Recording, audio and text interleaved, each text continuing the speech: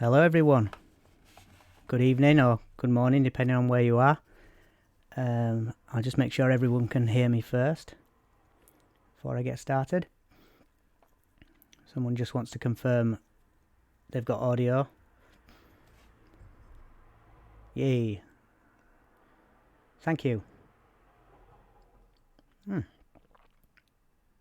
So, this is going to be quite a relaxed stream. What I wanted to do with this stream is, on a regular basis, I wanted to start building out a world in D&D. I do a lot of conventions, and one of the things I hear from when I meet players and GMs is that there are a lot of GMs that are quite happy with world building. They're comfortable with it, and they tell me about their worlds. But there are also a lot of GMs that they say they could never do it, which I don't believe is true.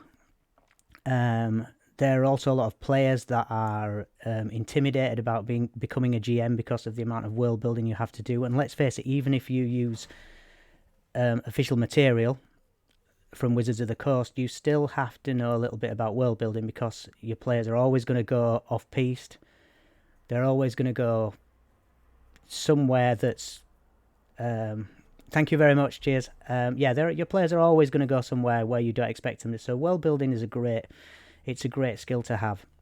So what I wanted to do on this stream is do something interactive. I wanted to start right at the beginning. I do have a world that I've developed that runs throughout all of my adventures, but I wanted to start from the beginning and start creating a world, and each week we'll build upon that world at a local level, sometimes at a much larger scale. So literally everything from the first bar stool that we create to a pantheon of gods. And hopefully at the end of it we'll have who's to say there will be an end of it, because ultimately we could go on and create a universe. So episode 1 is the tavern at the center of the universe, which to me, the reason that I chose this name is because whenever I build worlds, I like to start locally. I'm not sure if anyone watching tonight does. Yeah, okay, well that's fair enough. Yeah, the outside in. And the reason I don't do outside in is because I do like to improv as a DM. I am, I guess, what you'd call like a lazy DM, insofar as I do a certain amount of prep and then I realise that my players are definitely going to derail that anyway. So I do like to do improvisation, but I do understand that some DMs like to have all of their lore set up. What I tend to do is get a certain amount. So I will start at a village where my first, the players will first arrive and their first quest will be undertaken. I create the things around that, and usually though, and I agree what you're saying about both have their pros and cons. And I would also say that even though I do start inside out or from the bottom up, there are a lot of times, even in this session, where we'll have to consider things at a much higher level, at the bird's eye view, rather than the... Okay, yeah, so... Thank you, Susie Yellen. I hope I've got that right. Yeah, so inside out makes sense to me, but again, I agree it's not for everyone. One of the reasons why I don't choose outside in is that I like to get going with the game. So because I have, and again, this isn't every GM, but there's a lot of GMs I've met that I've heard they've created a world. It's taken them 3, 4, 5, 6, 7 months sometimes, and they still haven't got their game off the ground. Obviously that's not all GMs. Some GMs know the point when they feel ready, but some GMs, it could be as well. It's a common thing amongst writers is procrastination. So we're prone to put things off as much as we can. So storytelling, we're going to, because it's our baby, we're going to feel that it's not perfect, and we're also going to feel that maybe there's something else we could think of. But again, I like to run with what the players do. And another reason I like Inside Out as well is because sometimes the players create lore in your world when you throw things at them and they ask you something that you haven't thought about yet, and you have to, on the spur of the moment, pull it out of where. I think sometimes that creates it creates a lot of fun because your players are also creating their world, creating your world. However, that can also get you in trouble because once you've created something in your world, unless you're prepared to retcon something, you've got to stick to it. But I think a lot of that relates to just writing in general and being creative anyway. It's an experiment, and you get so far into it that yes, there are hundreds of other paths you could have taken, but you stick with the path you've got, and ultimately you'll have something. You'll have created something at the end of it. So, the tavern at the center of the universe. I think that's pretty obvious what I'm doing here. I'm inside outing. We're going to start with the tavern in this session. We're going to move on to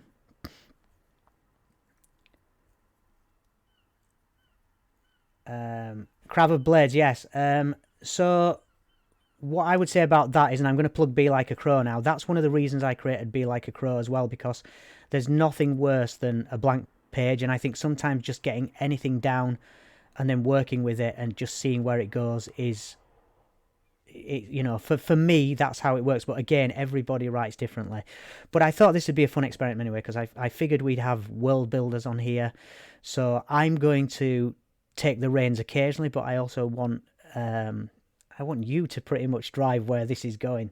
I have got, if anybody watched my Be Like a Crow, I have got the IKEA catalogue loaded up in case I need any strange names for towns. So I've got that on my phone. So just to say, that is an amazing resource for names. You can, even if you don't use them verbatim, you can just go and get a name out of the IKEA catalogue and play with it, and you can have an amazing town name. You can have brilliant elf names. You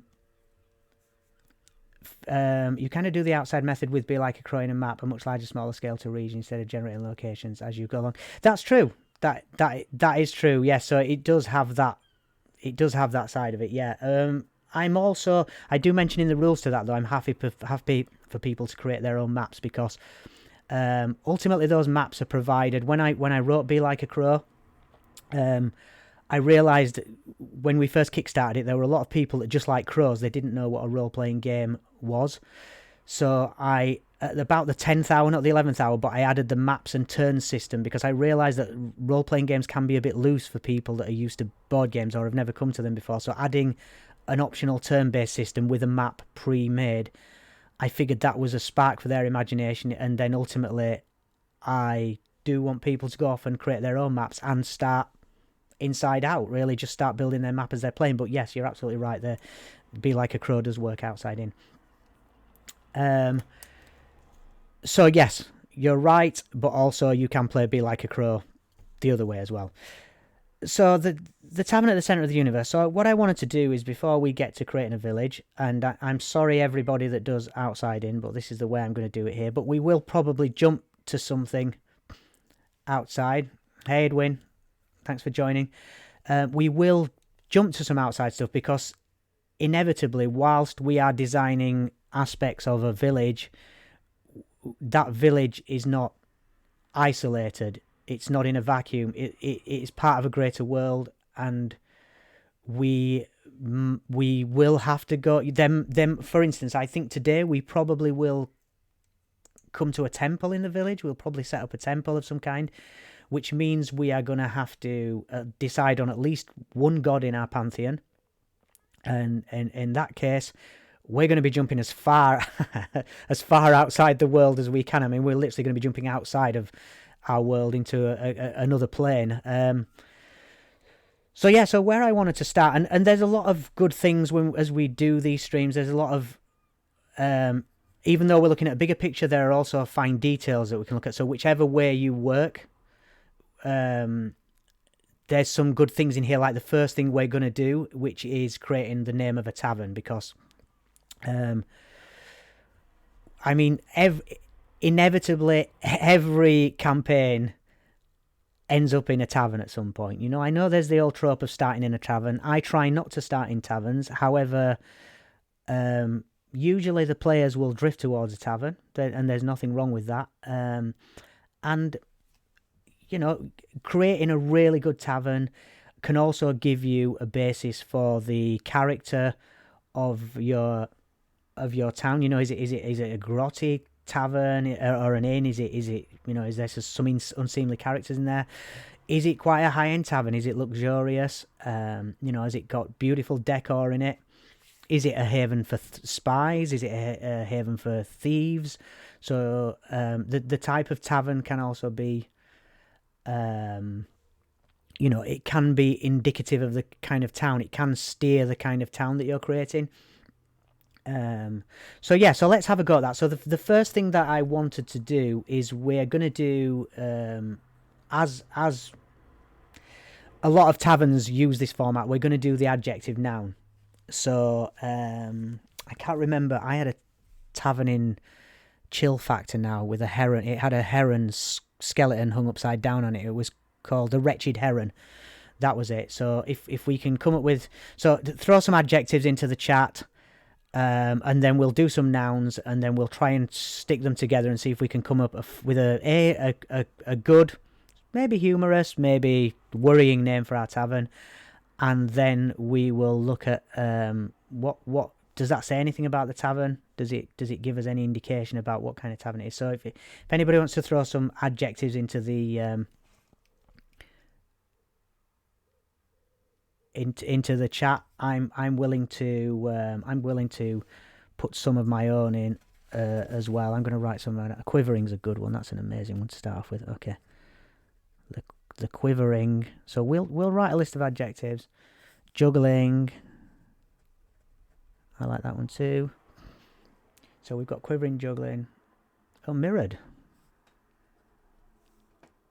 Mirrored. I assume. Yeah, mirrored's good. I'll say. So mirrored really does start giving me squawking. Wow. Okay.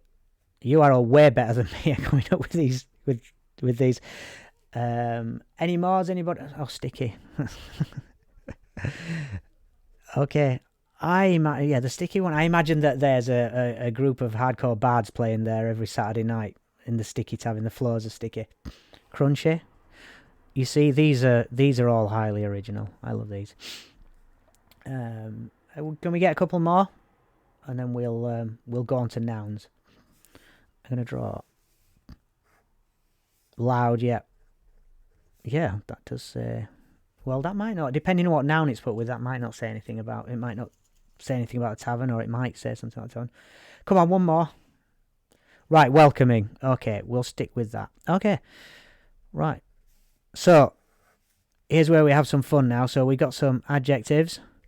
Right, let's have some nouns thrown out there. I haven't put one in here yet, but I'm going to leave it because I was going to put some of my own in, but I think you've all outdone me there. I'm going to add tricky and delectable in as well. I just saw them. So, but some nouns now. Yep, tricky. So I got delectable. I like tricky. I'm going to put a star outside that. Nag. Ogre. I'm going to try and think of something quite obscure as well. So a noun's just a name. So it can be just a name of a thing, like a phone. Well, obviously not a phone in a high fantasy setting. That'd be strange. A rock. Yeah, well, that's cool. You know, I mean, I consider myself a writer, and I still don't know all of the rules. Cavern. Oh, Cavern's good. There's a famous club in Liverpool where the Beatles used to play in the early days called the Cavern. Heart. I like heart. Well. Heart. I'm going to put in stew.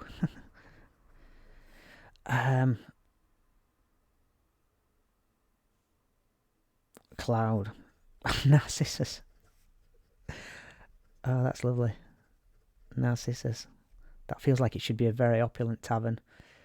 What else can we do on here? Metro. I put Metro in. Metro feels a little bit contemporary, but that's fine. Let me just think of something. I can't believe I've drawn such a blank on this one. I'm usually pretty good. I'm gonna go for ocelot. Just gonna go for an obscure animal. A fish kettle. Wow. Oh, I love that. Ranger. Okay, so we've proven one thing. We're better at nouns. So let's just have. I'll take one more and then we'll. Trophy's quite good. If any more appear. Right. So I'm gonna go with the. There's some really good ones here. So the quivering heart. I love that one. I mean that could denote all kinds of things. The juggling ogre. Those two are side by side. That's quite a good one. The squawking ocelot. So I'm going to try and just stick a couple of these together. I do like you do that game where you can say what words go with what. So I think the quivering heart's a great one. The quivering ranger would be quite good as well because rangers have quivers, right? So that could have two.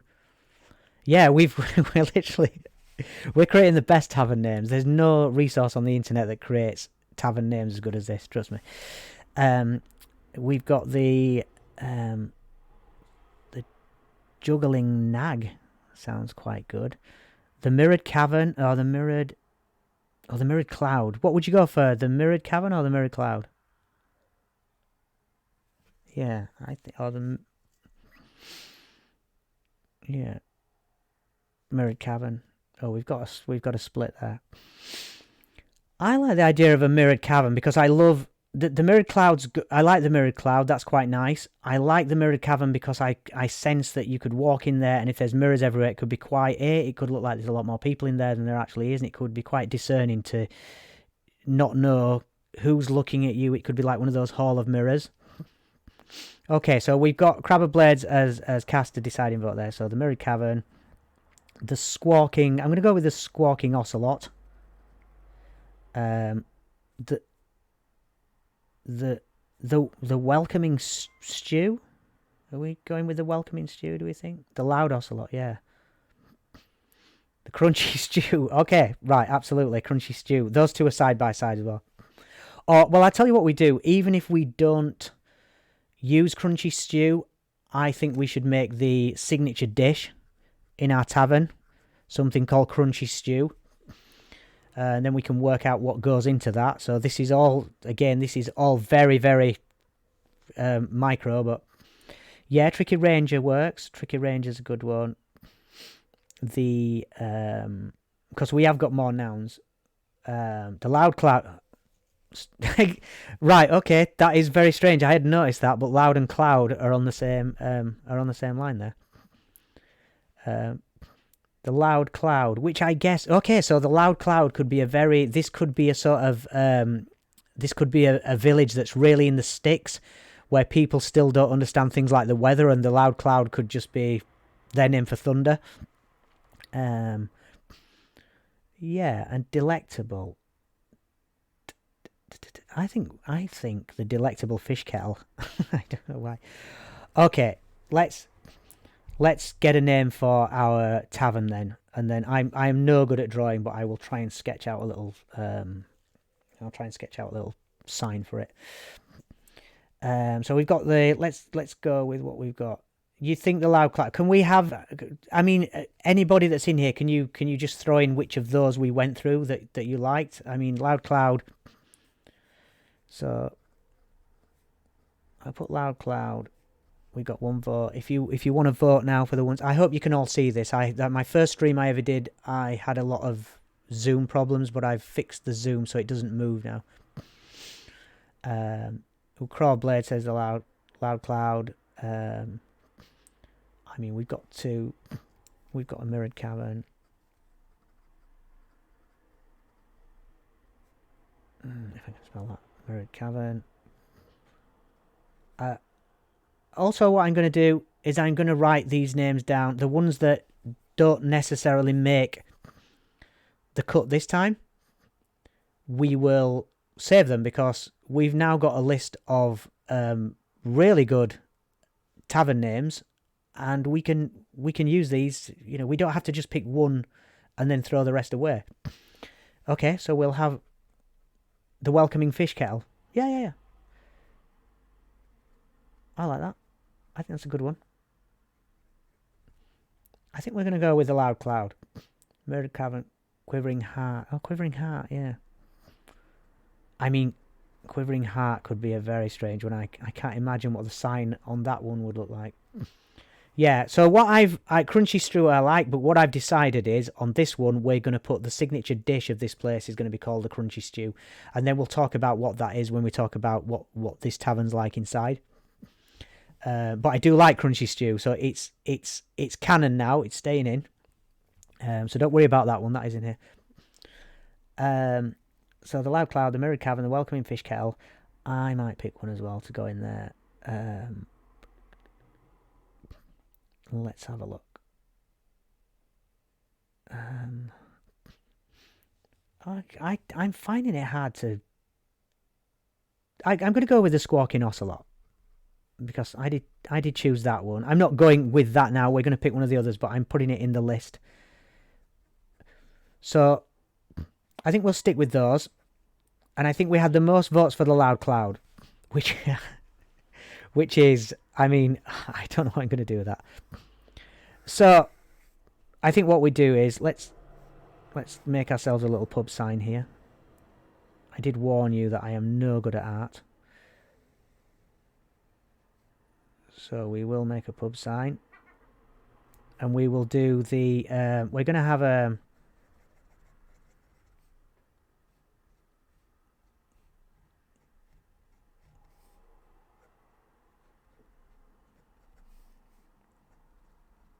the Loud Cloud. Okay. Oh, you can't see that. So we got the Loud Cloud. So we've got a pub sign there. It's not the best pub sign in the world, but I'll when this becomes a thing, I'll probably get an artist to do this for me. Or if anybody who is an artist, feel free to design something and fire it over to, I guess the best place would be hello@criticalkit.co.uk, or just post it on Twitter and tag us at CritKitUK. I'll put that in the chat now.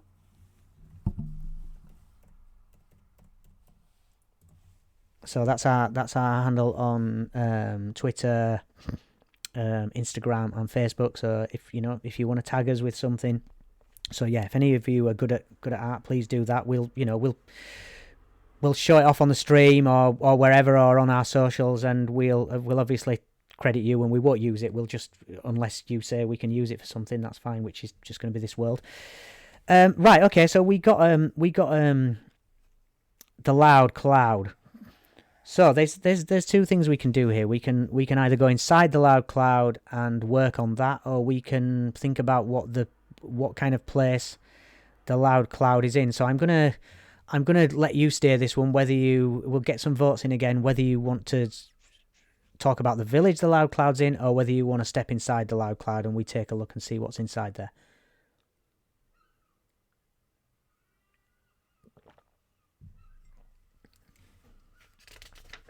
In the meantime, I'm going to turn over. In. Someone's thirsty. Anyone else want to go in this tavern? Yeah, okay, no problem. Okay, so let's start a new page. Well, I suggest what we do is we go inside, we take a look around, and then we step outside and see if the inside of the tavern gives us a good indication of what the rest of the town might be like. So we got the Loud Cloud. Let's take a little look at what this tavern's like. So what tavern? I mean, clouds feel... There's a vape device called the Loud Cloud. Okay, so shall we run with that? Shall we say that it's quite a smoky tavern? So let's say it's a smoky tavern. So let's say as soon as you walk in there, there's a light mist that hangs in the air. We could have it as quite a bright tavern. It could be super dirty, pale grey tables, super dirty. Okay. So we could have pale grey tables. Pale grey tables. I mean, what would pale grey tables be made of? Are we talking about stone here? Or are we thinking that this is they've got stone, maybe stone benches around the side of this? Because normally they would, but if this village was near a quarry or something, they might, they might get things like stone at a good price. Petrified wood. Okay. So this is good. I'm gonna put petrified wood in as canon because I think that petrified wood. I've already got an idea that near this place there could be a petrified wood or a petrified forest, which could then lead us into some spooky territory. Or birch, yeah. So right, okay, we could have both. So we could actually have birch tables and maybe some of the. I mean, we could say that the actual the stonework around here is grey. So I need to ask myself a bunch of questions like what the magic is like in this world, or what type of government and city. Yeah, this is fine. And what I think we'll do in a moment is we'll get the name of the barman here and just sense what this place is like, and then we're going to step outside and we're going to start talking about the town, and we're going to talk about whether this place is rural, whether it's close to a city. So this is what I spoke about when I said sometimes we will drift in and out of the micro and the macro. Because again, this place cannot exist in isolation. It's not like we've been knocked out and then woken up in this tavern in the middle of nowhere. We would have come into this town. We would have had a sense what it's like. So I completely agree with that. But what I'm actually going to do is I'm going to use some of the things that are in this tavern to just give me, to inspire me. So I want some of the things that are in this tavern to inspire me for the outside area. So what I'm kind of doing is, I guess I love prompts. I love prompts when I'm writing. So what I'm kind of doing is I'm allowing something to then say, right, okay, yeah, let's see. So the petrified wood mentioned, that straight away gets my head thinking, right, okay, so this area is going to have petrified wood. And you could do it the other way. So if you think of an area with a petrified wood, you could say, right, so... or if there's a quarry, you could say, right, so the houses are probably going to all be made from that kind of stone, or etc, etc. So it is a two-way street. These things speak to each other. So pale grey petrified wood. So we can have a mix of stone and wood, but in general, this place is going to be grey, mix of stone and wood. So shall we say let's do two more things in this tavern, and then we can go, because I think we've got a mix of stone and wood. And we're sticking with the grey colour. I think with this tavern, with the loud cloud, it's smoky. So another thing I would say that maybe we can localise a kind of tobacco. So do we have a colour of the smoke when you walk in here? Or do we say that it's called a loud cloud because of the idea I had before? Because many years ago, lightning struck this area, and the whole area was just known as the loud cloud or something, and then they built a tavern on it, or it used to be an old tavern from an older civilization or something. I mean, I don't know. Do we make the tavern smoky, or do we say it's called a loud cloud based on the weather, or do we say we're in a region where?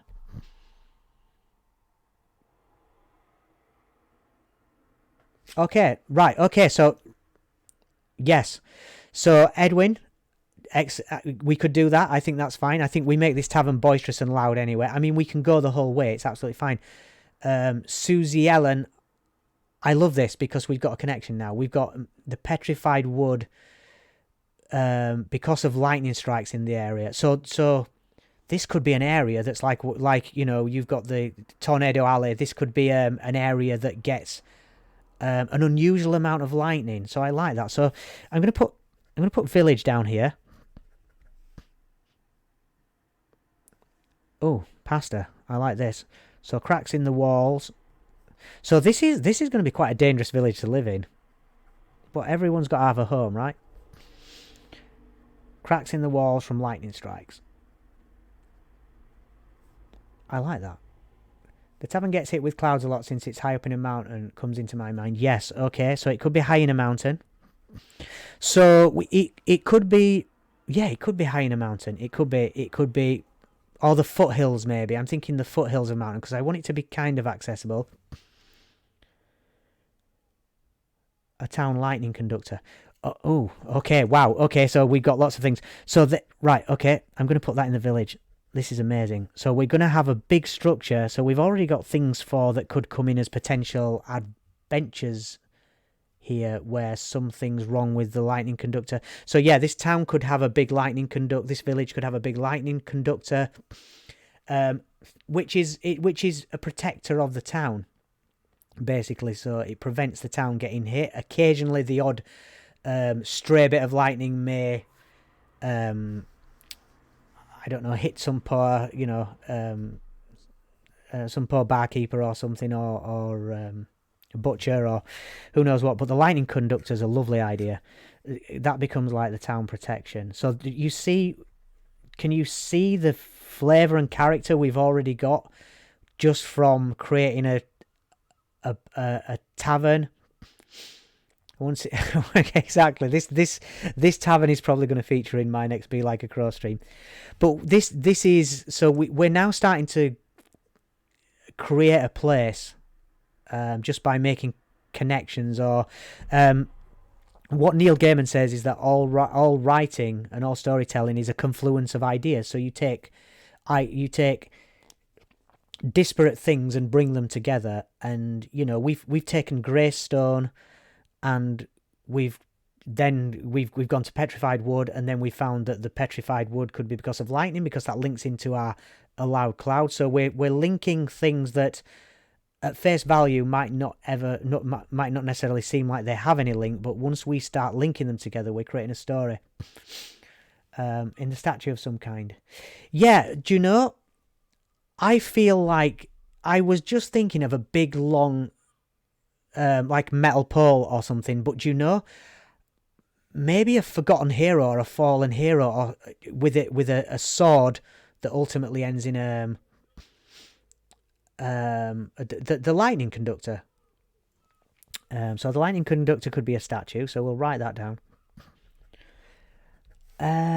So we got a smoky tavern, we got cracks in the walls. We don't have to have a smoky tavern. Do you know what would be fun? I feel like if every now and then, if the tavern was prone to getting hit by lightning while people are sat in it, because of the cracks in the wall, occasionally smoke comes out of the walls where something's been burnt. So that's just a silly little thing, but that might be quite nice. There's, if you've played Descent into Avernus, there's a tavern in Descent into Avernus where there's a ghost of an elf that sings every now and then in the tavern. Yeah. Okay, so we do this. So yeah, so most of the time, so this is you play the odds living in this village, right? You're going to play the odds because the thing is, most of the time you're safe, but occasionally that lightning is not going to hit. The hero of the town is not going to protect anyone. Now, here's a thing. I don't know what they call it. Maybe someone can Google this, but there's a pattern that forms on your skin if you get hit by lightning. So if someone Googles that for me, maybe we could have it where some of the villagers do actually have these patterns, maybe running down their neck. I've forgotten the names of them, but if you Google it, lightning skin pattern, someone will get the proper name for it for me, and we'll put that down. So you would probably be able to recognise people that live in this area. That's it, Lichtenberg figures. Okay, thank you. So look, we'll probably, I'm going to put some of the population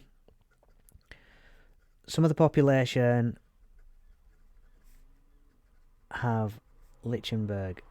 Also, if you're on social media now or you've got followers, please feel free to tell people about this. It will be going out on YouTube, and it'll be on Twitch for a while. Have Lichtenberg figures. We'll probably give those Lichtenberg figures another name. So I'm really happy with that. Cracks in the walls. I started writing high. I don't know why I started. Everybody's high in here. I don't know. I started writing high, and I have no idea why I started writing high. Right. I'll tell you what I'm going to do. because that is a name. Lich. I'm gonna take the berg off and just call it Lichton. And do you know what I love about that? It's got the word lich in it. So this Thunderhead tattoos. Wow. Okay. Thunderhead tattoos. That is wonderful. Okay. So we're gonna call the village Lichton, which I really like. Okay, so it's starting to get a bit of Barovia, Strahd type feel, I think, with that kind of name. But we can swing that around a little bit. I love the name Lichton because it's got the word lich in it. We could have some history here about a lich, that maybe a lich once, a long time ago, a lich was either defeated in this area, and the original the hero settled down here to ensure the lich never came back. But because maybe the lich, obviously, the lich didn't die. Their phylactery, maybe they went back but realised that this hero or this town just wasn't worth bothering with. Yes, a lich might explain the magic weather. Right, okay. So let's say that we've got... Let's make a little bit of a history for this village, and then before we go too far, we will come back into the now. So we're getting some lore now, which is what I said about jumping about. Let's just write a little history section. You probably can't see that, but I'm going to write it down here. I'm just going to be careful not to put it on my trackpad, because I did a stream a few nights ago and I managed to put another screen on so no one could see me. So history. So here's the history of this town. So the history of Lichton is follows. This was once a place where a lich was hidden out in these mountains. So we're going to put in these, and just excuse me for writing in capitals. I normally write in cursive joined up, but it's not always readable.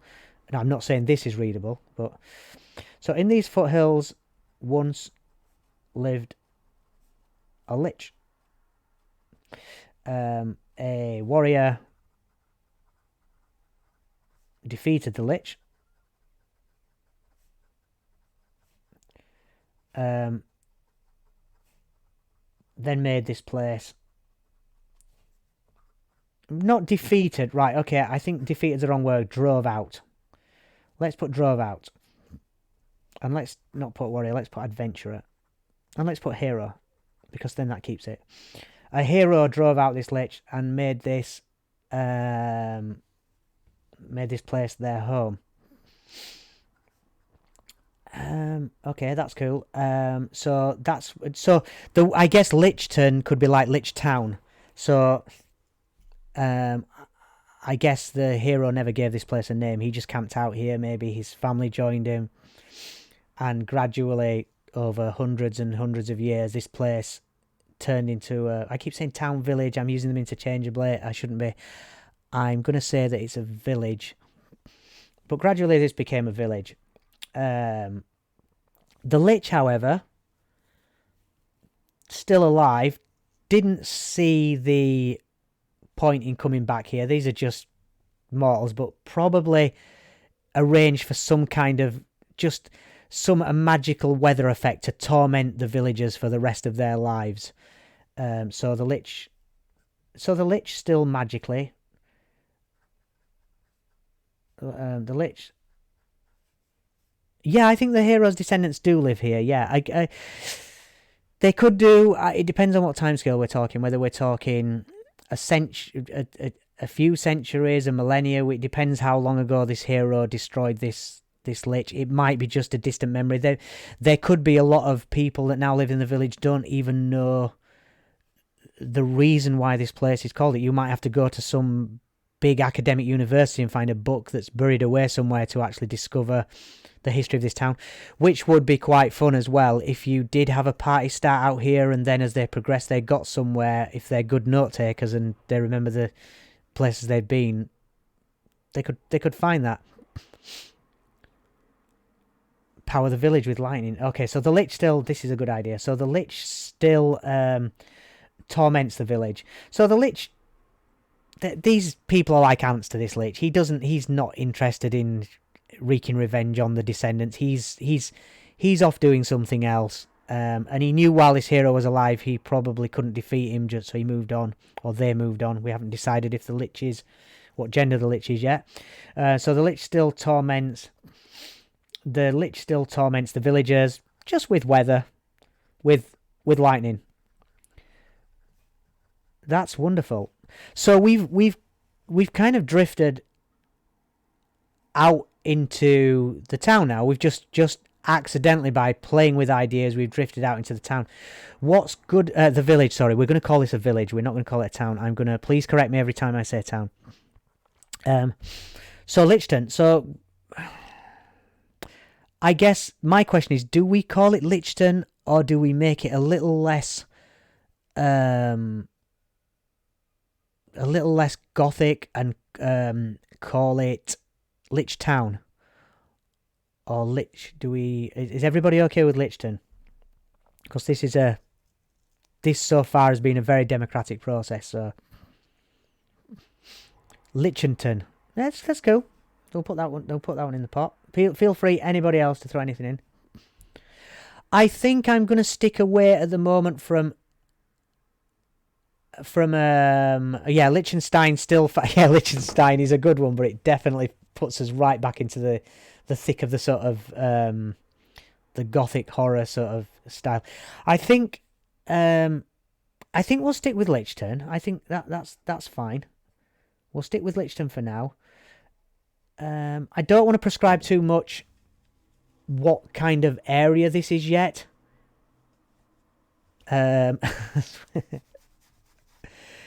Switzerland. We can probably change that name.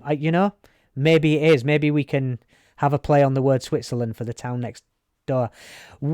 I feel like what's going to work a little bit for us is this is going to be not overly isolated, but a little bit isolated, because if it's going to be in some foothills and things, then it's probably going to do trade with other.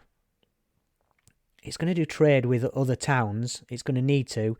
I guess if it's in the mountains, the quarry makes sense. So it's probably digging out the mountain.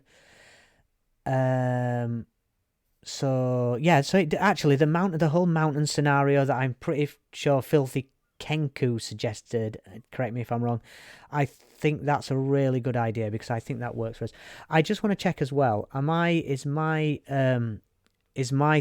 level of volume on the voice okay? Because I'm just bearing in mind if it's going into the red, it seems to be pushing up, but I just wanted to make sure it's okay. Hooked in the pass of two mountains, yeah. Okay, so it's kind of hooked in the pass. Okay. So we know that this is a quarry town. That's cool.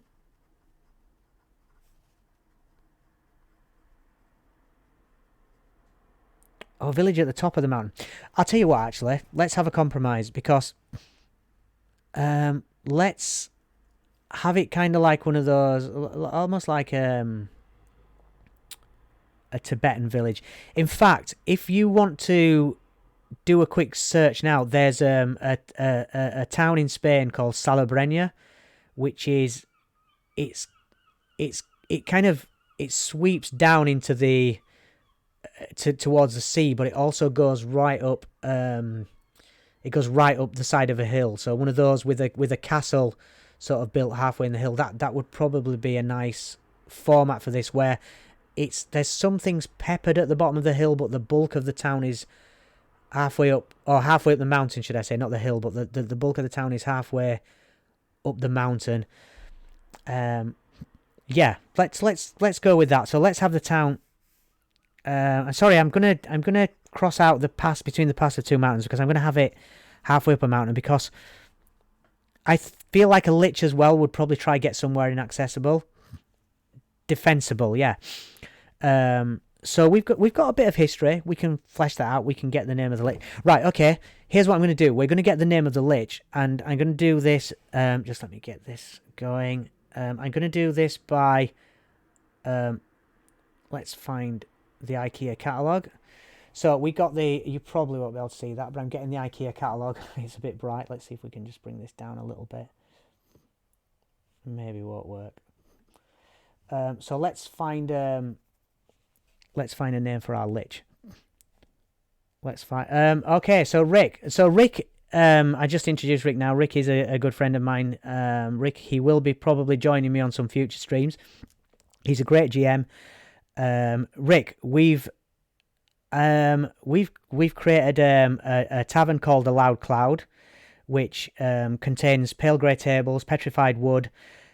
It has cracks in the walls from lightning strikes. The village is called Lichton. The village of Lichton has a big lightning conductor in the middle of it because it's plagued by lightning. The reason it's plagued by lightning, probably unknown to a lot of the people that live there now, because this is lost in history, is that a lich once lived here, hence the name Lichton. A lich once lived in this village, and it wasn't a village actually, it was just an area where a lich was camped out in some mountains. A great hero came along and basically drove this lich away. Then this hero set up his camp here to basically protect the region and make sure the lich never came back. And from there, his offspring created a village, and a village grew up around this place. And I have to say that I cannot take credit for the majority of this. This is just people throwing things in the chat that I have been working with to build out a world. So in the middle of this village, there is a statue of the hero that drove the lich away, which has a big metal sword and acts as a lightning conductor. However, it's not always successful at doing its job. By the way, the lich did actually, the lich does actually plague, even though the lich isn't really that bothered about this village anymore, the village is magically plagued by lightning, so the lich has created some kind of magical lightning that they have to live with. We also have population with, I think it was Susie Ellen that came out with the name for this, because they often get hit by, not often, but some of them get hit by lightning. They have the what did we call them? The Lichtenberg figures. So they're like tree-like fractal, tree-like figures, and we've decided to call them Thunderhead tattoos. So we've already got something that's iconic about some of the population. We've got a name for the town, we've got a slight history of the town, and all this came from basically calling the tavern the Loud Cloud. So I like this so far. I think this is amazing. So a couple of things we can do from here. We can start fleshing out this town a little bit more. We can put some other places. But one of the things that I would like to do that slightly goes away from the pure world building aspect of this is think about so exactly what Rick said. I also think about what kind of quest players could find here. So we can split off in one of two ways, but eventually we'll cover both. We can either look at some of the other things like temples, the kind of shops, the kind of places we'd find in this town, or we can decide what might be a good reason for the players to end up here. It might be better probably to flesh it out a bit more, because we might end up with some more ideas of what could be going on here. So one really, really important piece of information that we didn't add, I'm going to take us back inside the tavern just momentarily if everybody is okay with that. We need to decide on three things we need to decide on: the bar owner's name, the local beer, and what is inside a crunchy stew. So let's start with and I was going to choose the lich name. Let me get the lich name and then we can move on to those. So I'm going to so we've got something here called Kolbjorn. So for now, let's call the lich with lightning. Let's call the lich Kolborn. Without the J, Kolborn. Seems a bit koboldy maybe. Oh, actually, Kolborn, or there's also Vrennen. I quite like Vrennen.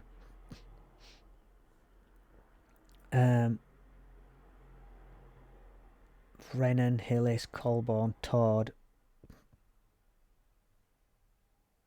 Yeah, I think we'll stick with let's stick with Colborne for now. We can always come back and change that because that's law we can mess with. Okay, so anybody want to suggest some names for the tavern owner? Feel free to throw them in. They can be as sensible or as wild as you like.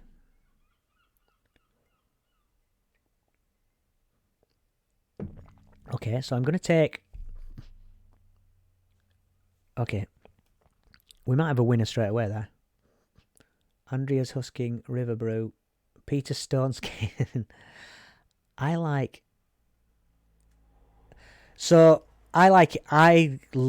Easter eggs, and I love the bow. I like Bow Gale because of the weather. I obviously the Beaufort scale. I love the two things in that. However, we've got some good names in there. So what I'm gonna do, we're gonna call the Bow Gale. So Susie Ellen, do you have a gender for Bow Gale? Because that is it's a fairly androgynous name. I think we could work either way. Roy Sullivan, yes. Well, then we have someone with Sullivan for sure. Let's go with. Let's have a look. Yeah, okay. So Bow Gale. They can also be they them as well. We can, but F is so I put Bow Gale is a female. Let's go with, and then I'll add some of these other names we've got as other people in the village because I've said everything that goes in here is going to end up in the world we create. So we've already got a ton of names for other bars. So Bow Gale. So but what race is Bow Gale? I mean, so this brings us on to another good question actually. What is the predominant race in our village, or is it a mix? What if they're descendants of our hero? What was our hero? If anyone wants to throw anything in the mix, and I'm going to write some more of these names down. I'm just going to get another sheet of paper. Orcs, that's interesting. Peter Stoneskin. All right, keep throwing things in the chat for what races you think. If you're suggesting a race as well, it'd be good to sort of maybe suggest why as well. Just a very brief sentence will do. Why that might be a good fit.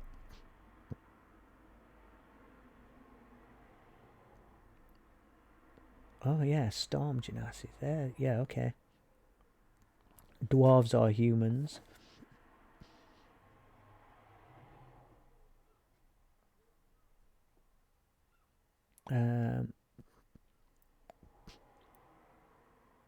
Yeah, and you know something? Orcs would probably look really cool if they had these Thunderhead tattoos. Let me just write these names down, and then we'll come to. Well, we can add some gnomes. There's nothing to stop us. I love going against, old stereotypes, and for me, if you can have a town of orcs that are not just rampaging across a village of orcs that are not just rampaging across the countryside, I love that. A sort of civilized, a civilized village of orcs. So let me just get some of these names. I like orcs as well. So one of the reasons that I like orcs as well, I like tabaxis, etc., etc. And there's nothing wrong with me using them in this instance because I'm not selling this. But it's good to also, as much as far as I can, I do like to stick with things that are, or create my own things, or stick with things that are SRD, so we can use them without any fear of Wizards of the Coast coming at us. So let me just, sorry, I'm just trying to get some of these things down here. There's some amazing, I just want to say thank you everybody that's jumped in the stream. You have absolutely come up with some amazing ideas. I didn't know how this was going to go. I literally did not prepare for this, and there's a very good reason for that, because I did not want to have any preconceptions in my head about how this village was going to look, how this world was going to get built out, and I'm going to carry on doing it like this.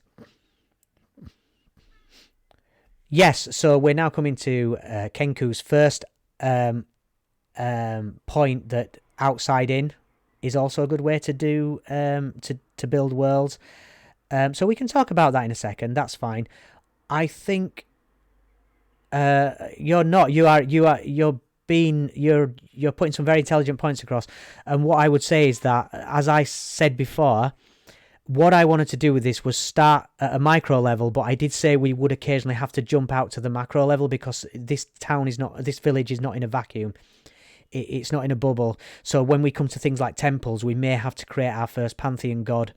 So there's all kinds of things, but I guess what I'm trying to drive forward here is that you don't have to create a whole world to start playing. What you can do is you can get things together, and as things start making sense, you can generate your world on the fly. And to me, that's a really fun thing, especially as a GM. That's an amazing way to do things, because you can it brings you into, it's a game for you as well, right? It's a game for you. It's a storytelling game, and you've got to be part of you've got to be part of that game of the storytelling, and some of that involves improvisation. Your players have to improvise because they do not know what you as the GM are going to come out with. But also a fun part for the GM is people coming back. Hello, Dirty 20 Live. I've met you at Dragon Meet, haven't I? Definitely. Just give me a yes or a thumbs up. I'm pretty sure that's you. I'm not going to say your name live on the stream, but I know exactly who you are. Okay, and thank you. You always give us a shout out on your on your live stream. So yeah, thank you for joining us. You've missed quite a bit of this, but it's all going to be on YouTube, and it's going to be on Twitch afterwards. But what I would say is everybody so far here has done an absolutely amazing job of world building here. I will get back to it in a second. I just did want to say about that as well is I will be doing things like maybe some streams where I'm using Incarnate. I'm not an expert using Incarnate, but once we have some things down, we'll do some streams where we actually start building maps. We might even get, we will probably get to the point where we create a race. Not necessarily a playable race, but something akin to the Monster Manual, where we've got some stats for it, and it lives in this world. So there's all these different avenues to explore as part of world building. But for now, we're building from the inside out, but occasionally jumping out when we need to grab something that needs to fit into our smaller area if we have a decision to make about how this world looks. So yeah, so we've got some history. So we were back to I was back to the names. So I've written a few names down that we're going to use. I'll also go back through the chat afterwards and get some things. Right, 10 points for anybody that can remind me what I was going to do after I'd got the names. We were going to think of the name of an ale. So for the Loud Cloud, we need a name for the ale that goes in here. These are all really important things. It's the first thing your players are going to ask as soon as they get in this tavern. They won't care about what quest they're on. They're going to want to know how you spell the barman's name, what the ale is, and what the stew's like. Cumulus Hopper. Okay. And I guess that's Heavy Rain Ale. Oh, I might have to put this one to a vote because I like both of those. Merry Mead. Oh.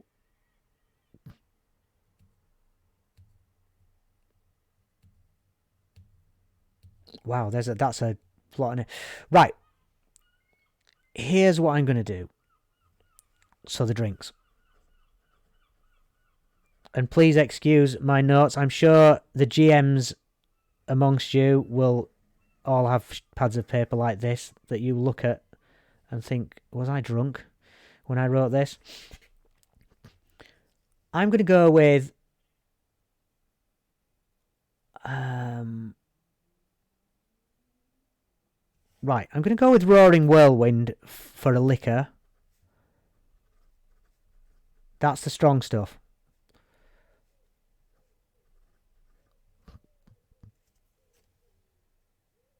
Yeah, I think Roaring Whirlwind. I like Roaring Whirlwind though. I'm going to take that just because of the eddies you'll probably get in the with all the weather that's round here. Yeah, and then I'm going to take. I'm going to take. Um,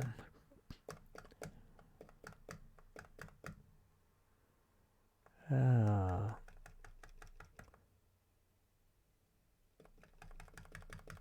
um,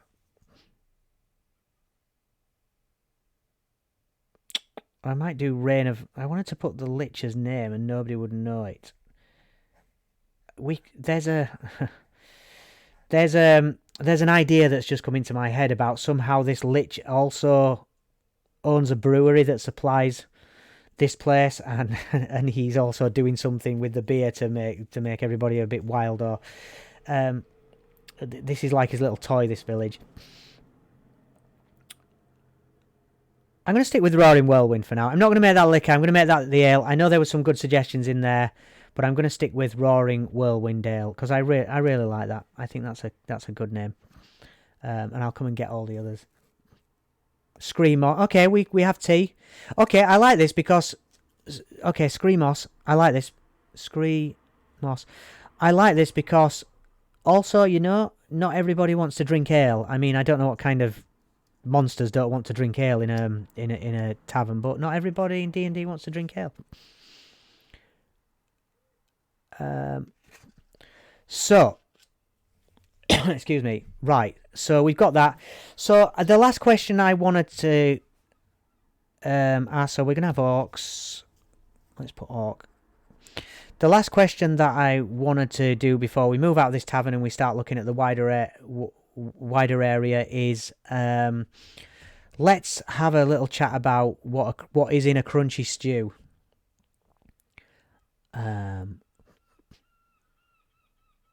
Hey, Cav Hunter 80, I do know who you are. I'm not going to say your real name, but I know who you are. You are one of our most loyal customers. Thank you very much for joining.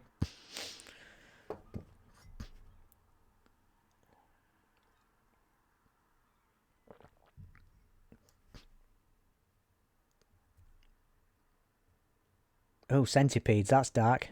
But I guess if we're talking about...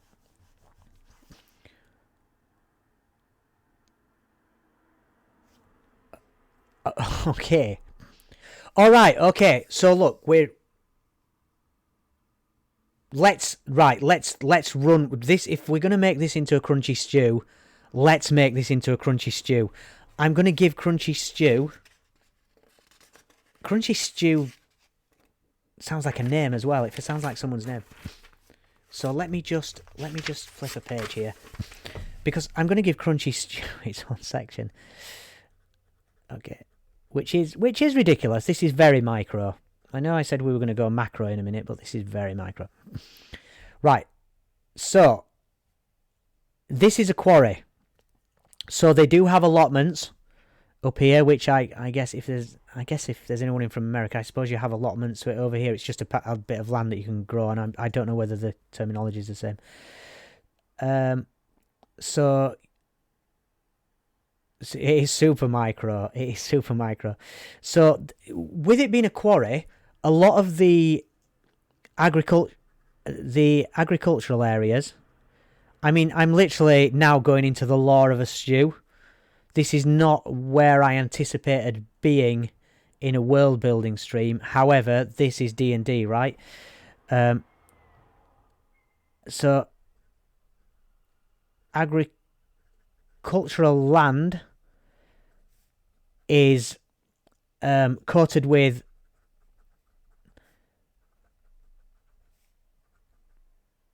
dust from the quarry.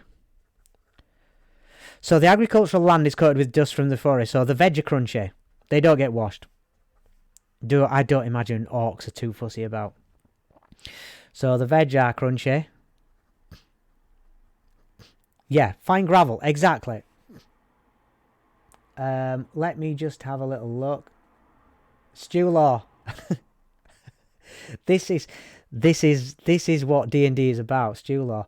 Centipedes. I'll tell you what I'm gonna put in. I'm gonna put Rick made a suggestion of also. Let's say there's some kind of mountain snails around here as well. That again, they're not washing this stuff, so unfortunately, the poor odd. Well, I suppose they need their protein, don't they? So mountain snails occasionally end up in the stew. I like that. So we're talking about it, for all intents and purposes. This stew is it's nothing out of the ordinary. It's a stew made with veg and snails. So the snails would be intentional. Right, okay. How big are the snails? Are we talking like, are we going to make these snails rat-sized? So they're quite, or maybe even dog-sized? I mean, how big are we going with these snails? Because this is our world. We can do what we want. French big, I think we need to go a bit bigger than that. Unless as big as a French person. Rat-sized snails. I like this because it African land snail. Okay. So I think we go big. Yeah, big snail. Yeah, okay. So right, okay. This is amazing. So they have snail farms up here. Because these snails... Why do these snails live in the mountain? Could it be... Right, could these snails be a delicacy because of the thinness of the air up here? It does something with their meat or something. Can we... So we have snail farms up here.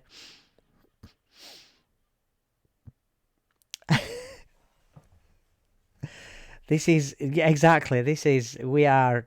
So, but you can now see I've jumped out of the stew back into something that lives in these mountains.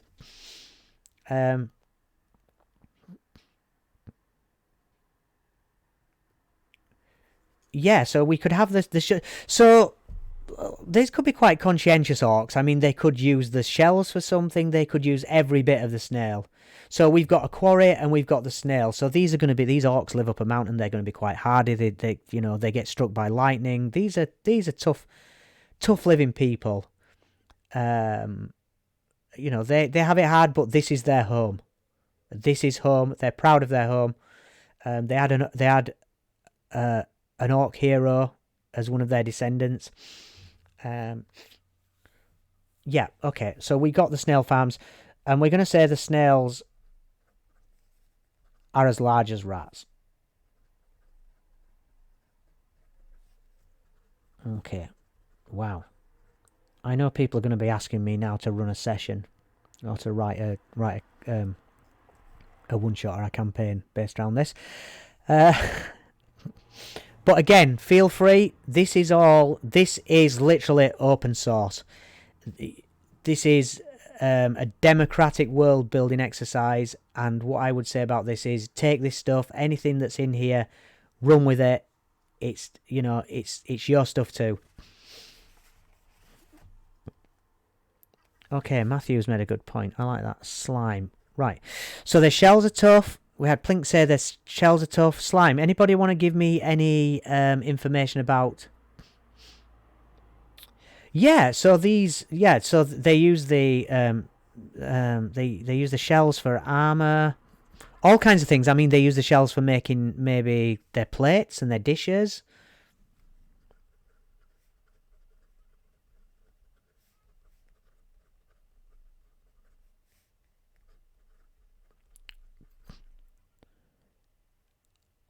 Listen, we go micro. What do they use this slime for? I want to know the answer to Matthew 1905's question. What are we using this? Okay, we got 2 healing abilities there. Alright, so why not in our world? These snakes are quite a rarity. Why not make them... I'm going to go with the healing potion. Let's make the slime have healing properties, and we can work on that later, because that also does fit really well into a world where we're going to need to talk about how people heal.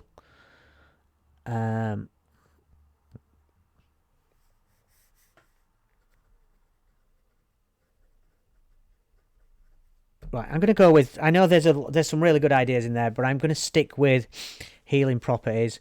I'm going to come back to Susie Ellen's point about quarrying there. I want to put a further bit of law in here about, I guess, if are they quarrying? Are they just using pure orc power, or are they using? Do we have any kind of explosives in this world?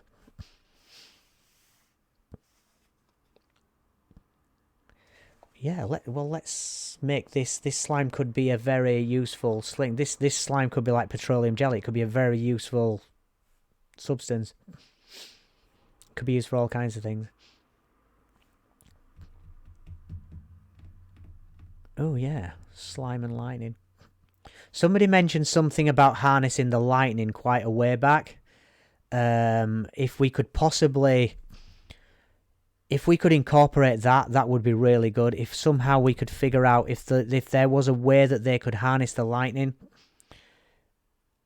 Right. So, right. Let's work on that idea. Let's work on the idea of. So here's a way that if this place is predominantly struck by a lot of lightning, do they need? Right. Maybe quarrying, like agriculture, is at the mercy of the weather. Maybe they're waiting for lightning strikes to hit the rocks or thunder booms to create landslides. So rather than them actually being able to actively quarry the mine, they have to passively quarry it when the weather says. So we've got a situation here where we have almost got an agricultural setup, but it's based around quarrying. So I kind of like that idea. I don't know. Is everybody else okay to go with that idea that they're actually they live a tough life up here, and for quarrying they are actually at the mercy of the weather. So it's pretty much like they are stone farmers. We've just got a new word there. Let's call them stone farmers.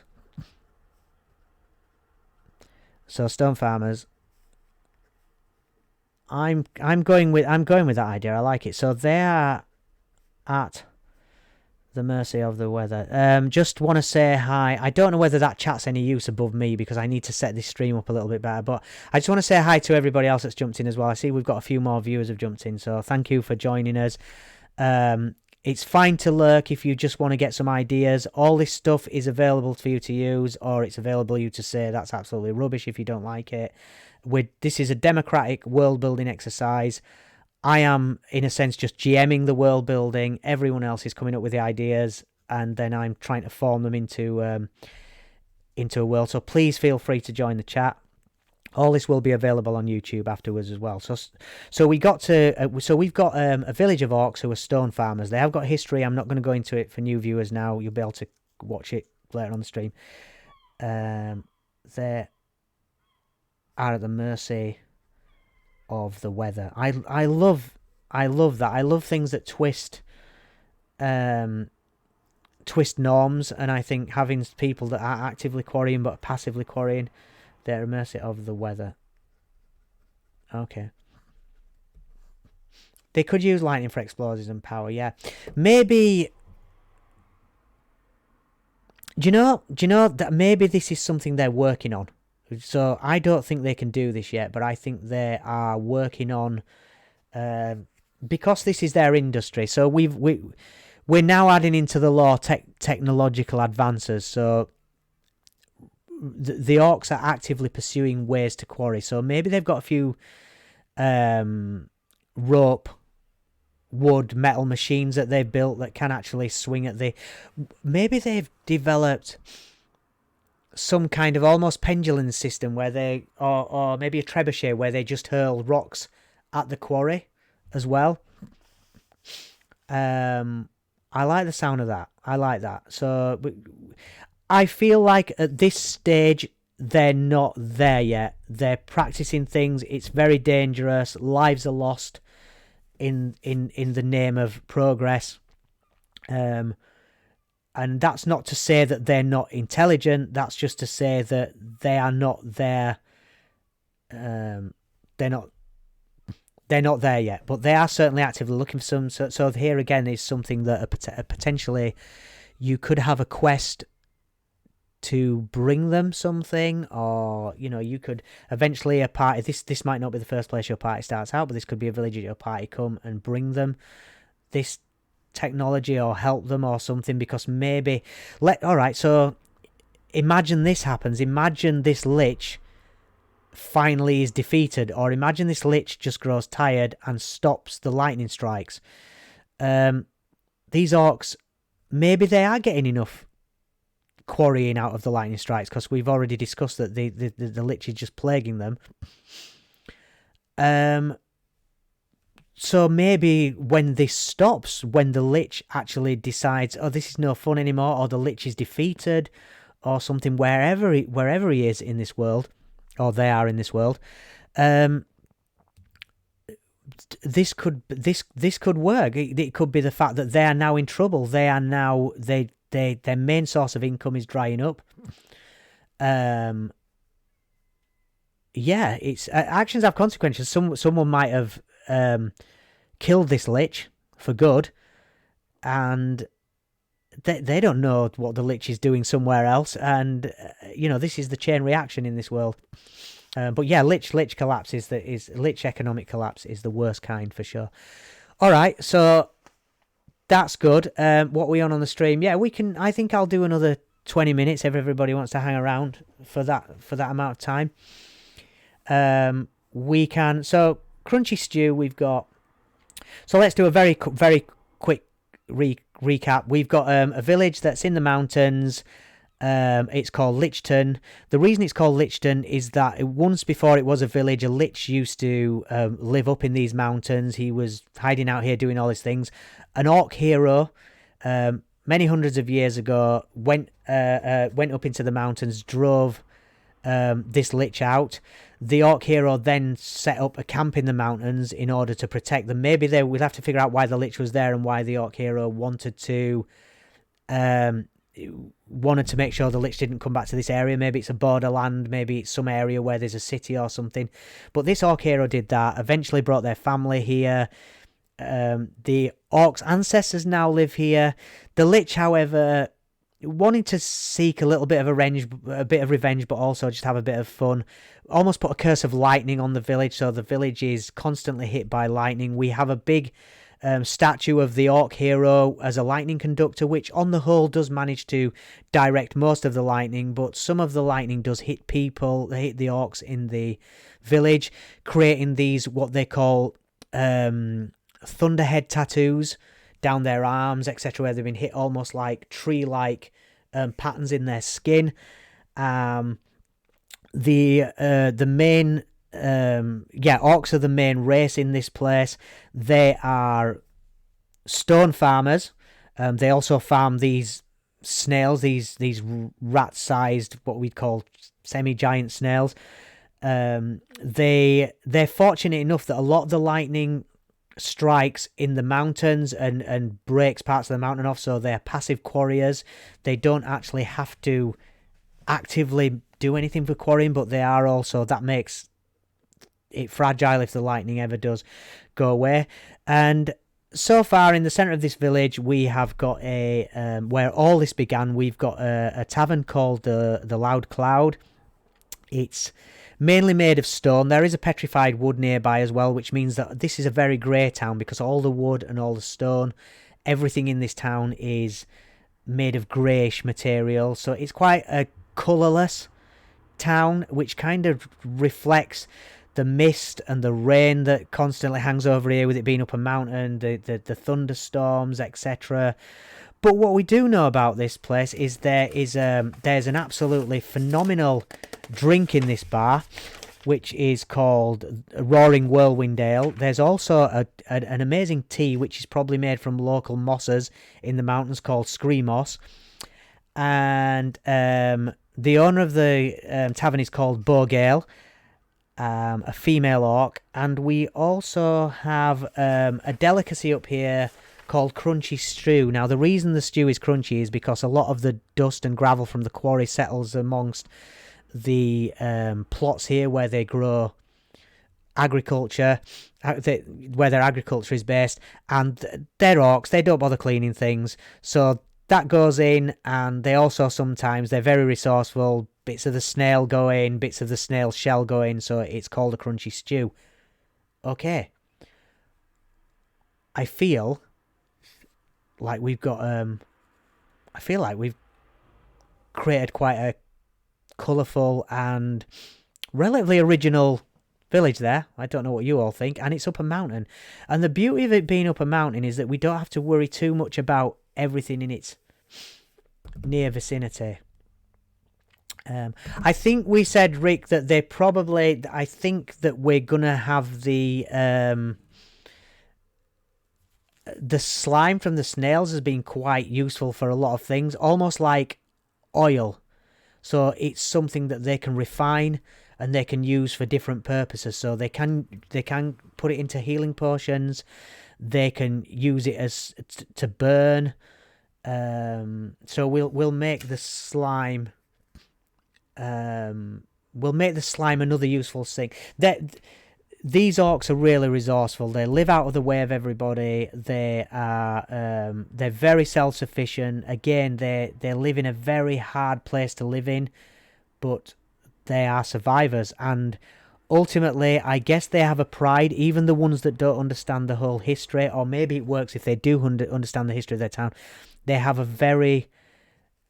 lot of pride for their home, and they will not give this place up because maybe they feel a debt to their ancestor that they should watch over this place to stop the Lich ever coming back.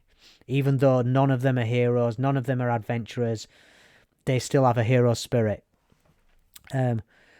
Okay. Ancestor worship, exactly. And talking of worship, let's talk about a temple. What I would like to do is I'd just like to do a quick shout out about this. I should have done it when I had more viewers. I completely forgot. A few of you will know I do run a company that, and it is my day job. I don't do any other job. I run a company that sells dice and accessories for RPGs, and I also write RPG content, and I also write games like Be Like a Crow behind me. So please visit criticalkit.co.uk, or if you're in North America, criticalkit.us, and if you see anything on there that you like, please buy it. Supports me. I also have a Patreon where people do get to see the first releases of my games, which is critical_kit, like this. So please, I mean, it's fine to be here and not support me. I'm totally cool with that, because it's a model of soundness, because there are people that also do support me, and I know they're all happy with me sharing everything that I do. I do want to say one thing. We've got a Kickstarter that's only got a few days left, so I'm going to spend 1 minute talking about that, and then we're going to get right back into everything.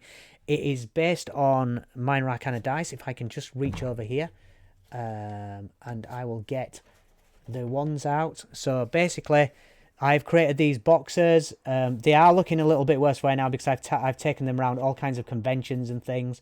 There are only 4 of these in the world at the moment, but I've designed these. I've designed these boxes, and I can show you how this works. Just put that back in there.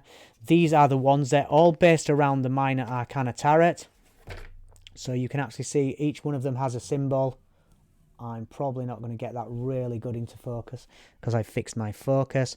But anyway, these are the dice. There is an active Kickstarter at the moment. It does have 6 days left. It is funded, but we're adding some stretch goals. There's also a deck of tarot cards that go with it. That was one. Oh, sorry. I should tell you about this as well. Each embedded into the box, if I can get that right, is also a coin or a D2.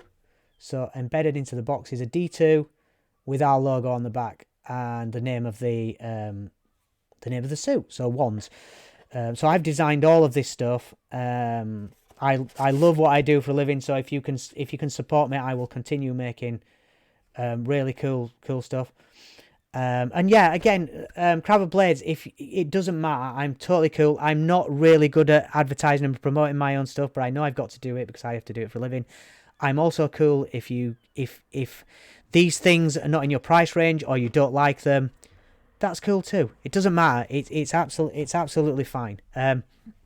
I would say though that we do have absolutely loads of dice for £4.99 on the site.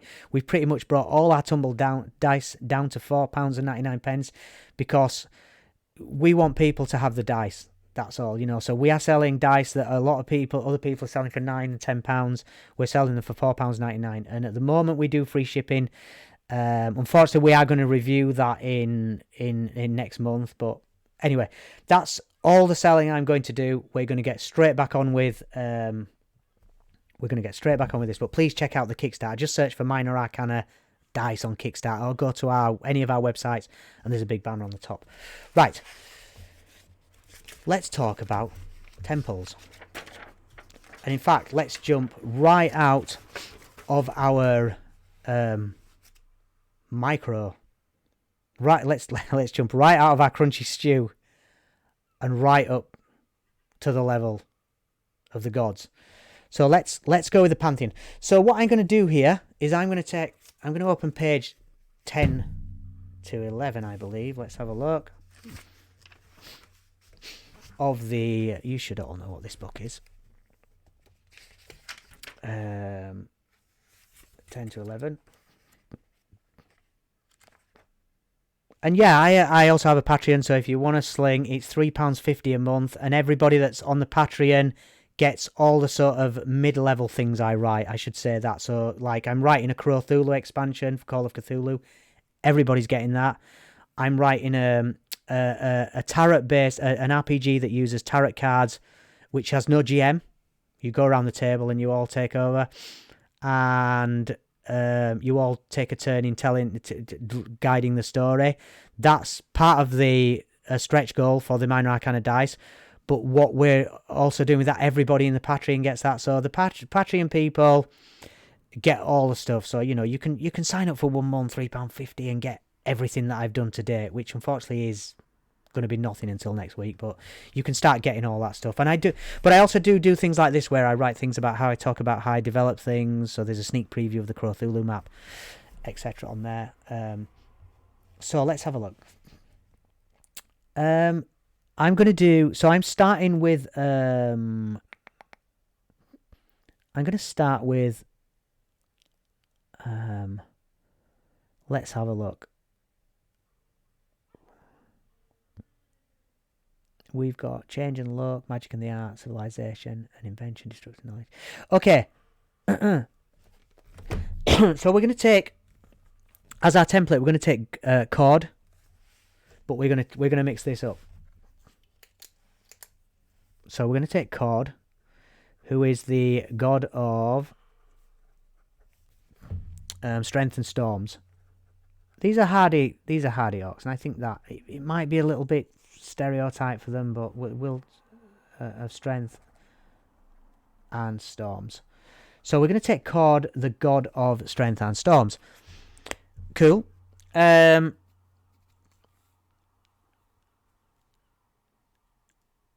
A sword with a lightning bolt crossguard. Right, we're gonna change some of this stuff because we're making we're making our own Pantheon. So we've jumped right out of the micro level crunchy stew at the tavern, and we've come all the way back now. We're gonna create our temple of. So we're gonna make I mean, that sounds like a piece of IKEA furniture in itself. Chord. We're gonna make a Give me some names for gods. Come on. Throw some in the chat. God of strength and storm. So I want good, sturdy names that represent powerful weather. In fact, that's powerful weather. Sigmar is good. I'm definitely getting sort of Norse health. Yeah, maybe let's steer away from excuse me, let's steer away from Norse a little. I'm getting Norse vibes off them. Let's get some maybe piece them to Brazard, Silphir. I could put those two together and Silphir. I like Silphir. It still does have a Norse sound, but I don't know whether that's actually a thing. We'll probably have to Google that. Zarak. Who else have we got? Brazard. Brazard's cool. Yeah. Well, that's what I mean. Sigma. I knew Age of Sigma. The starter set. I did have the Warhammer starter set, so I knew I'd seen that name somewhere before, but I've never. Droog. Hey, do you know Droog? I mean, it's a bit like drug. Oh, hang on, Lerock. So we're getting some orc. Right, okay, let's go with these because we're getting some. Oh, U3. I like that. I like the two U's. Yeah, let's try some with two U's. U3 unveiling. I'm going to write these down anyway because we've got a pantheon to get through over the coming weeks. Yeah, could somebody? I'll tell you what I'm going to go with. I'm going to go with Plink's U3. Can we just make sure that's not anything? It's more to make sure it's nothing profane or anything. You know, I know it's not. I know it wouldn't be intentional. Just to make sure it's. I like that. I think I'm gonna go with that. It feels. It's got a real orcish. What am I looking at? U3. I think we can. Let's have a look. I think we get away with that. Yeah, that's fine. Okay. Well done. I knew Plink would not do anything intentionally. I like that name though. Usri, that's amazing. We're going to go with that. I just wanted to double check it. Right, okay. So our god is called Usri. Okay, let's talk. We don't have to talk too much about the lore behind Usri. But what I would like to do is unveil. Right, okay, well then we should. Yeah, okay, unveiling maybe we can use for something else because there's nothing to stop us having similar crossover gods in the pantheon, and I do like that for the diversity aspect. I actually quite like that. So we'll. Oh, I wrote unveiling. I wrote unveiling down. That's fine. Okay, really love that, and I also love borrowing from real world stuff. I think it's I don't think there's anything wrong with it. I don't think it's disrespectful. I think it's a good thing to do, providing you do it. You do treat what you do with respect. So U3, I like this. I'll write Strafe as well. I'll write that one down. I haven't got time tonight, but we could just do a pantheon, couldn't we? All right. So let's have a look. We need a symbol for U3. So I want to talk about two things before we finish up. And then we've kind of created the bones of a village. Next week we'll just pepper out a few more places in the village, and then we'll start talking about a bit of the wider world around the village.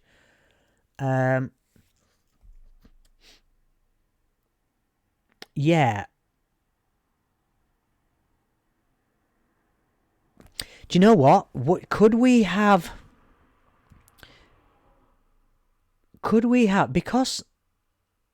because these are not a particularly rich. It's not a particularly rich village. They're quite high. They're not material. Could we maybe have? It doesn't have to be this. We can have some more ideas. But could we maybe have a rock that was hit by lightning, and it's cleaved the rock to a point, but not fully in two, and maybe it's got some symbol. The lightning has hit it and left some symbol up, and the rock has been put on top of this temple, or stands on top of the temple. A fossil might work. I feel like we need to have something that demonstrates the power of the lightning and the weather. Yeah, the Cloven Rock. Okay. Cloven Rock. Okay, any more though? Keep. A coiled shell. Yeah, okay. Hang on. We've got something here though. They could. Let's make the tavern. Right, so here's what they do. Right, hear me out on this one. They build the tavern out of stone, the temple out of stone. They build this temple out of stone. Then they grind down the powder of from the quarry, and then they mix it with the slime, the slime from the snails, and they make a render. And they, with a grey render, they render so it's got a flat hand finished surface, and they then put golden ratio. They put the snail shell pattern in it. They get a snail shell and they create the pattern in it. So yeah, like those shell grottos. So what they do, maybe they stick the shells in it. Yeah, okay. So here's what they do. So it's a simple temple that they have. Probably just a room big enough for maybe 10 or 11 of them to go in at a time. I don't know, but it's not going to be a huge temple, but it's a place where they can all pay their respects at different times.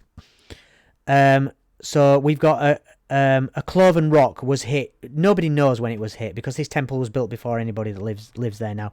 This temple could have even been one of the first houses that was here. It could have been. This could be the original house of the hero who we haven't named.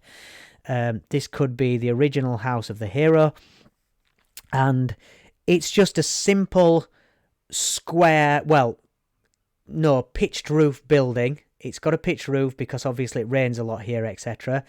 It's made almost like dry stone wall. It's just made out of rocks from the quarry. So it's made from rocks. Small rocks from the quarry. Yusori Temple. Let's do that. It's made from small rocks from the quarry. Let me just think. It's then a mix of snail, slime, and crushed rock.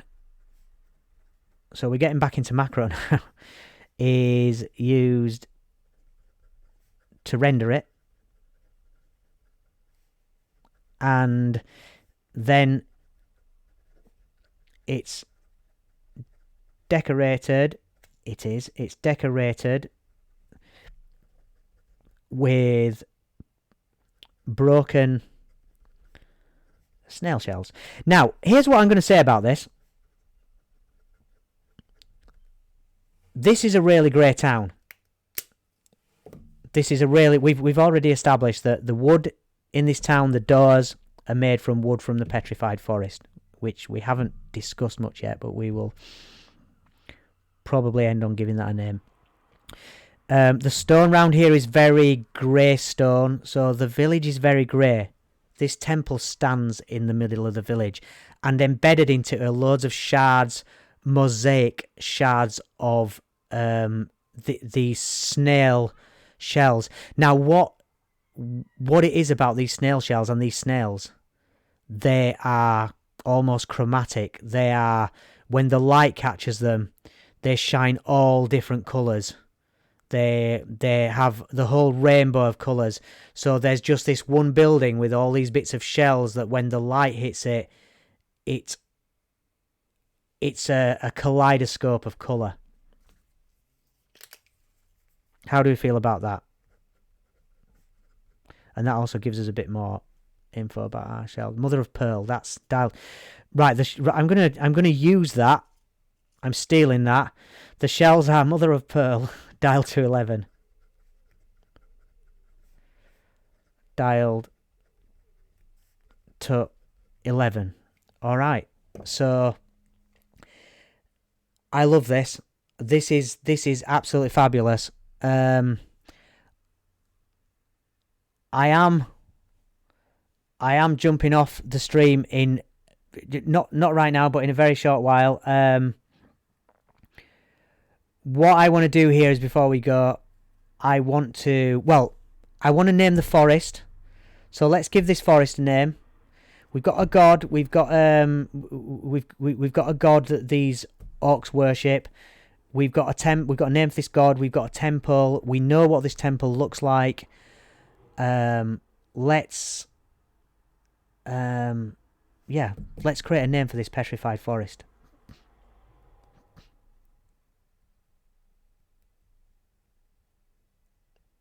Amazing. Yeah, exactly. And I'll tell you, I'm gonna have to spend much of tomorrow morning reading this chat back because this really has been. I didn't know whether this was going to work or not, and I'm so amazed by how inventive you've all been, and how this has come together. It's been absolutely wonderful. It was just a silly little idea I had a couple of days ago, and it's worked so well. The Broken Forest, the Fellrod Forest. So let me just write this down. So we'll get some names for the forest, and then we'll decide on one. Fellrod Forest. Anybody else, please speak up or type up. Oh, Whisper Boughs.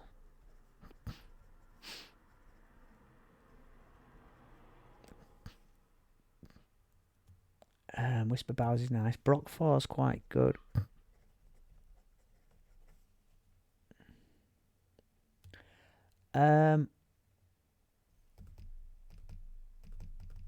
Broken Forest.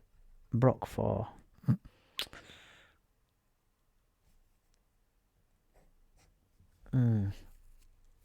Okay, here's what I'm going to do. Fellrod Forest. I'm going to... Oh, the Grey Glades. And then someone runs in with the Grey Glades. Right. Here's...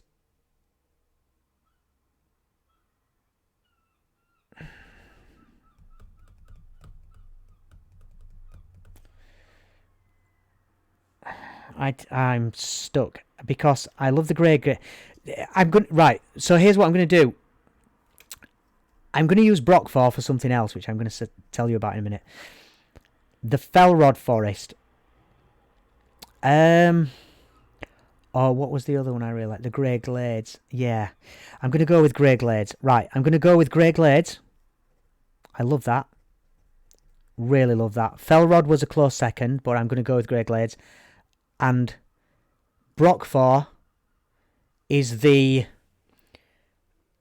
petrified shell of the oldest tree and largest tree in the middle of this forest. This is a tree that is, let's just go for it. Let's say this tree is almost 1,000 years old. It's dead. It's dead now, obviously, but it reached the age of 1,000. It is huge. And what we're going to do is next week we're going to talk a little bit about Brockford. We're going to talk about the history of the forest, because the forest is nearby, but it's not exactly in this place. We're going to build out some of that, and then we're going to talk about the world, and then maybe we're going to talk about some conflict in this world. So Brockford is the name of this tree. So next week we're going to examine the Grey Glades. We're going to take a little look at them, maybe spend half an hour just going through them, getting a bit of lore together for them. And we're also going to talk about what Brockford is, what Brockford's history is, why it's more than just a big old tree. Amazing. Okay, so listen, I want to say thank you so much for joining. That was phenomenal. I did not expect to get... I mean, we had 13 viewers at one point. I did not expect it. I expected three or four people to jump on. But this has been amazing, and I've really enjoyed working with other people, because normally when I'm creating things, I'm doing it on my own. And I've really enjoyed just getting people's ideas. Really use these ideas. Do whatever, if you like them, use them. If you don't like them, don't use them. That's fine. Please come along next Tuesday, same time. We'll have another go at it again. If you can do. Also, I do a stream to Thursday night at 7. I think it's 7 o'clock. Yeah, Thursday night at 7 o'clock, I do a stream where I play Be Like a Crow, this solo role-playing game behind me. So you can come and join the adventures of Epic Edgar and see if he can restore Barbara the Bunny's eyesight. He's currently in a gothic setting. He's just stopped a murderer who is trying to raise some undead rats on an island. Um, and also, what other streams am I going to do? I'm going to do this one. I'm going to do that. I've got a really weird idea for a stream, which I'll tell you about in a minute, which isn't D&D related, but we can chat D&D. And you can tell me if you think it's a good idea or if it's absolute pish and we just scrap it. We've also got, at the end of this month, we've got a few more. If you caught our Macbeth stream on Saturday, we've got some UK cosplayers. We've got a couple of American streamers and stuff are going to play my Air Casino Heist, which heist on a floating casino, which is a lot of fun. So they're gonna be doing that. We've got 3 guests so far. We've got one more just coming. What else have I got to tell you? Right, I'm going to tell you about this crazy idea I had. I don't know whether I'm going to do it or not, but I love doing the New Yorker crossword. I did have this wild idea for 30 minutes or 40 minutes one day doing coffee, croissants, and the crossword, and just getting people to help me do the New Yorker crossword, because I always have to do some reveals or always have to do some checks, and I feel like it's a really cool crossword. It's slightly different to normal crosswords, and I'd be happy to just sit on there and talk about D&D as well while I'm doing it. Anyway, you can all tell me that's a really bad idea or that's a cool idea. I want all my streams to be laid back and just just involve the people that are watching. So all I want to say is thank you everybody for coming tonight. If you can support the Patreon, do, if that thing's into you. Otherwise, feel free to turn up every week, just watch, enjoy, get stuck in, help me build this world, and hopefully one day we'll actually get a name for this world, but not quite yet. So thank you very much. Goodbye everyone.